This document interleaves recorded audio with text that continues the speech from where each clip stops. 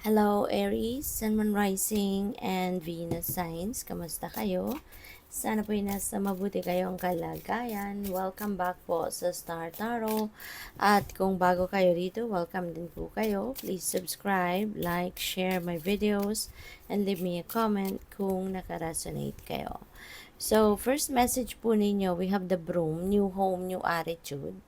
Yan. So, baka meron kayong biniling bagong bahay or meron kayong um, maybe you are moving into a new home, an apartment or condo, depende sa inyong sitwasyon.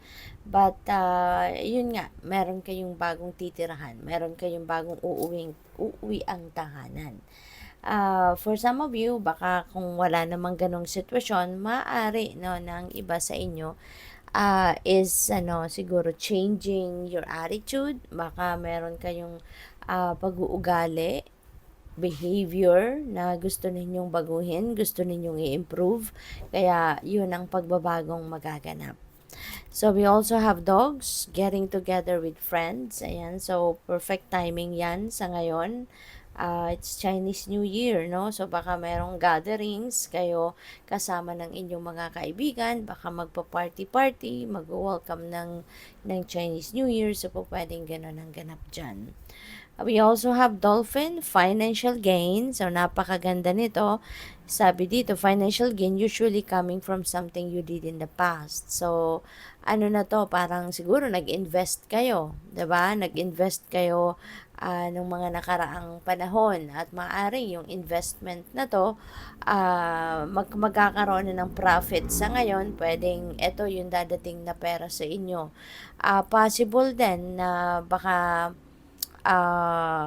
may sale of property rito, baka magbebenta kayo, no? Magbebenta kayo ng bahay, magbebenta ng lupa, building, or any property na medyo siguro malaki, no? Yung halaga nito. So, pwedeng ganun din ang ganap dyan for some of you. So, we also have angel, spiritual guidance and protection from harm. Ayan. So, nagpapa sabi sa inyo dito ang universe na spiritually guided kayo, divinely guided kayo, and you are being protected, from any kind of harm. Kaya wag kayong mag-alala. Just continue on with life, at wag kayong matakot, no, na mag-take action towards anything na kunyari gusto ninyong gawin, gusto ninyong meron kayong planong gawin, whether that is in business, whether that is adventure or trabaho, spiritually guided kayo, kaya lagi kayong makinig sa inyong intuition, lagi kayong mag-pay attention sa mga signs, symbols, and synchronicities, diba? Kasi those are guidance para sa'yo, okay? So, what else? We have target, a goal-oriented person. Pwedeng kayo ito, na nare-remind ng universe na you are a goal-oriented person, or baka you are going to be dealing with someone na very goal-oriented. Baka ito yung mga pwedeng makakatrabaho mo, makakasama mo, or this could be someone na siya yung makakapartner mo.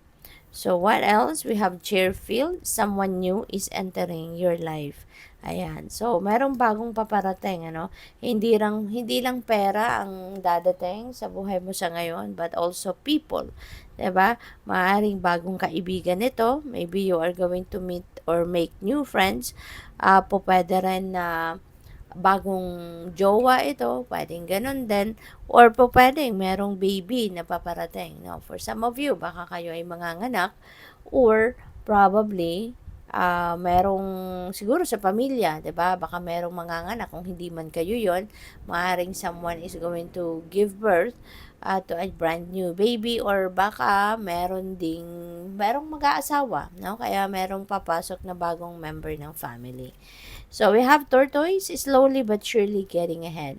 Ayan, kasi wala naman talagang saysay ang pagmamadali. 'Di ba? Kailangan kalmado lang, kailangan alam mo lang ang ginagawa mo, pinagpaplanuhan, pinag-iisipan, para sigurado kang papunta ka sa pag-progress, papunta ka sa goal mo.